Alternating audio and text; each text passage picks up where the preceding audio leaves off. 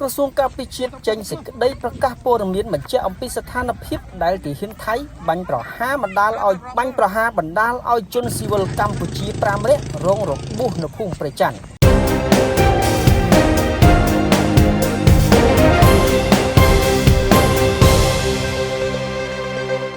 លោកជំទាវឧត្តមសេនីយ៍ឯកម៉ាលីសុជីតាអនុរដ្ឋលេខាធិការនិងជាអ្នកនាំពាក្យក្រសួងការពារជាតិនៃកម្ពុជា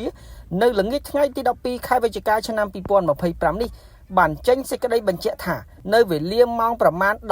15:50 នាទីយោធាថៃបានបើកការវាយប្រហារមកលើពលរដ្ឋខ្មែរនៅភូមិព្រៃច័ន្ទឃុំអូបជាន់ស្រុកអូជ្រៅខេត្តបន្ទាយមានជ័យដែលយោងតាមព័ត៌មានបឋមពីអាជ្ញាធរមូលដ្ឋានករណីនេះបង្កការរងរបួសដល់ជនស៊ីវិលចំនួន5រូប